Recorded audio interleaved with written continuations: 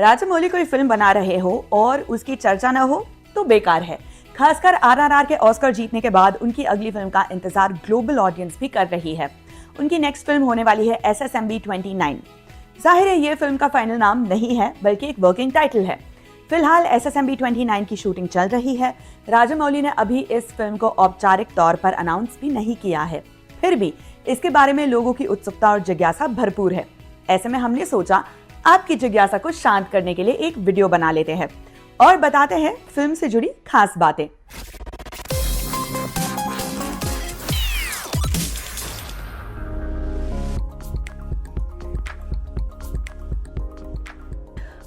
SSMB 29 को लेकर राजामौली खुलकर कोई बात नहीं करते हैं। उन्होंने पूरी तरह से सीक्रेसी मेंटेन कर रखी है। सिर्फ एक बात की जानकारी सबको है, वो जानकारी है फिल्म के मेल लीड को लेकर। इस पर खुद राजामौली कई बार बात भी कर चुके हैं। दूसरे देशों में जाकर भी वो इसके बारे में खुलकर चर्चा करते रहे हैं।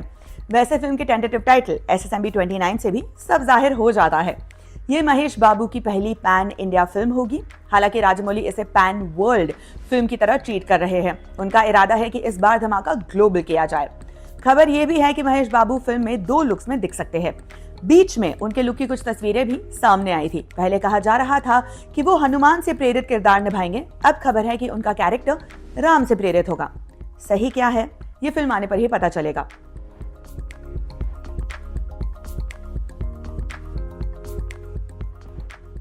रिपोर्ट्स थी कि राजामौली फिल्म में इंडोनेशियन एक्ट्रेस चेल्सी इसलान को साइन करने वाले हैं। बाद में इसे अफवाह बताया गया। उनका नाम अब पीछे चला गया है। वो फिल्म में हो भी सकती है और नहीं भी। चेल्सी इसलान के साथ ही इस फिल्म के लिए दीपिका पादुकोण का नाम भी चल रहा था।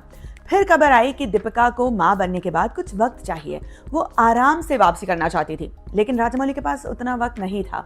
इसीलिए उन्होंने नई एक्ट्रेस की तलाश शुरू की। उनकी तलाश प्रियंका चोपड़ा पर जाकर पूरी हुई। दरअसल प्रियंका को फिल्म में लेने का सबसे बड़ा फायदा है उनकी ब्रांड वैल्यू। क्योंकि राजामौली इसे पैन वर्ल्ड फिल्म बनाना चाहते हैं, ऐसे में प्रियंका एक मूवी चेहरा है।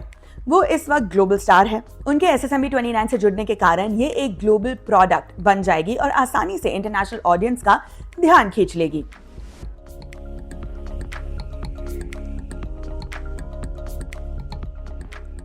फिल्म के विलन को लेकर अलग अलग तरह की चर्चाएं थी। अभी तक कोई नाम डिस्क्लोज नहीं किया गया है।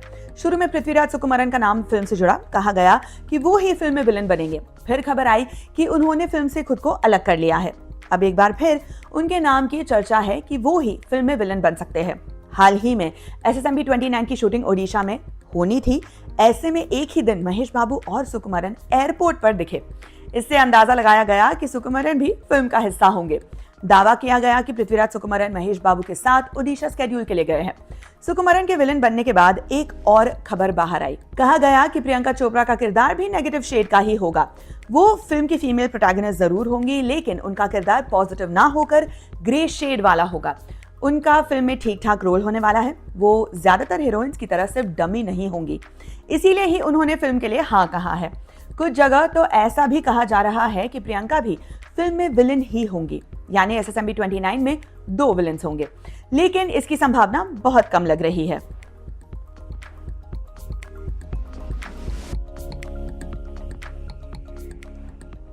फिल्म के बजट को लेकर खूब चर्चा है। फिल्म का बजट 1000 करोड़ के आसपास बताया जा रहा है। कहा जा रहा है कि फिल्म का सबसे ज्यादा पैसा VFX में खर्च होगा।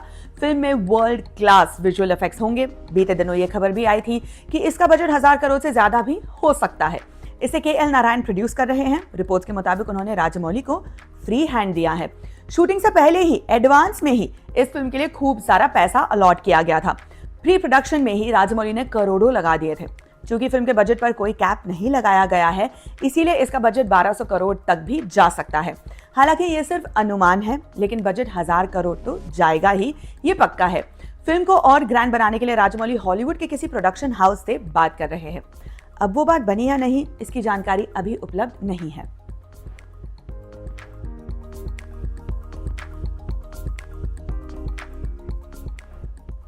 फिल्म में बहुत पैसा लग रहा है, ये तो जाहिर है।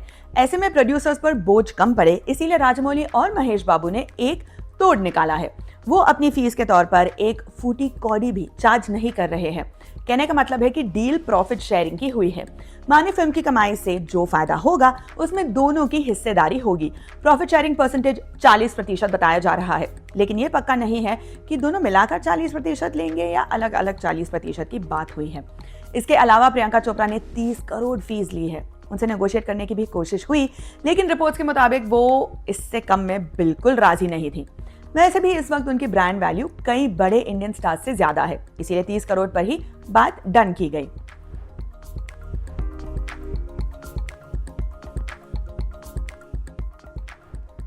राजमौली अपनी फिल्मों की जानकारी रिवील न करने के लिए जाने जाते हैं, इसीलिए उन्होंने फिल्म के क्रू और एक्टर्स के साथ एक अनोखा एनडीए साइन किया है।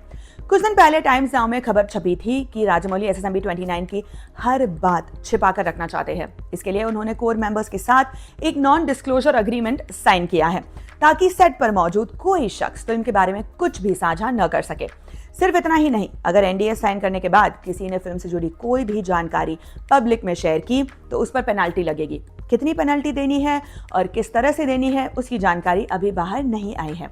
हो सकता है कुछ फीस काटे या फिर अलग से जुर्माना भरना पड़े, कानूनी कार्रवाई होगी सो अलग। कुछ दिन पहले फिल्म के सेट से एक फुटेज लीक हो गई थी। इसमें महेश बाबू का लुक लीक हुआ था। प्रियंका चोपड़ा की भी सेट से तस्वीर लीक हुई थी। इसके बाद राजमौली और भी ज्यादा सतर्क हो गए। उन्होंने सेट पर मौजूद लोगों को लीगल एक्शन की भी चेतावनी दी। साथ ही सिक्योरिटी और ज्यादा टाइट कर दी गई। हालांकि कुछ लोगों का कहना है कि ये पब्लिसिटी स्टंट है। ऐसी तस्वीरें मेकर्स खुद ही रिलीज करते हैं और लीक बता देते हैं।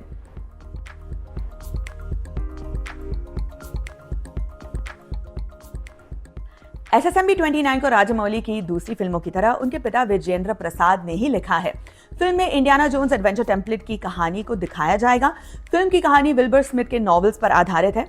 चूंकि राजमौली और विजेंद्र प्रसाद स्मिथ की लेखनी के मुरीद है, इसीलिए दोनों ने उनके दो सबसे फेमस उपन्यास triumph of the sun and kings of kings के राइट्स हासिल कर लिए हैं। उसके बाद इन पर आधारित स्क्रिप्ट लिखी गई है, ताकि किसी तरह का कॉपीराइट का मसला सामने ना आए। क्योंकि ये फिल्म इंटरनेशनल मार्केट में भी जाएगी, तो ऐसी सावधानी बरतना जरूरी हो गया है। इंडिया में तो कुछ भी चला लेते हैं मेकर्स। कई रिपोर्ट्स में ये दावा भी किया जा रहा है कि फिल्म हनुमान जी की संजीवनी लाने वाली कहानी से प्रेरित हो सकती है। फिल्म में काशी शहर को बड़े लेवल पर दिखाया जाएगा। इसके लिए हैदराबाद में एक बड़ा सेट तैयार किया है। यहीं पर फिल्म की ज्यादातर शूटिंग होनी है।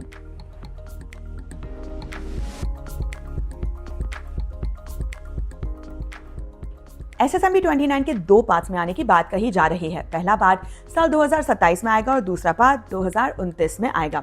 रिपोर्ट्स के अनुसार इससे अभी बाहुबली की तर्ज पर ही एक साथ शूट किया जाएगा। कई जगह ऐसी खबरें हैं कि इन दोनों पार्ट्स को मिलाकर बजट 1000 करोड़ है। एसएसएमबी 29 का टाइटल अभी फाइनल नहीं हुआ है। महाराज नाम को लेकर चर्चाएं हो रही है। गरुड़ नाम को लेकर भी बात चल रही है। बाकी जो जैसा फाइनल होगा हम आपको बताएंगे ही। तो ये थी एसएस राजमौली के नए महा प्रोजेक्ट की कुछ इंटरेस्टिंग बातें। आप और किस नई फिल्म के लिए इतने उत्सुक हैं, हमें कमेंट करके जरूर बताइएगा, ताकि हम उस फिल्म की भी ऐसी ही रोचक जानकारी आप तक ला सके। आज के शो में इतना ही। जल्द ही फिर मुलाकात होगी। नमस्ते।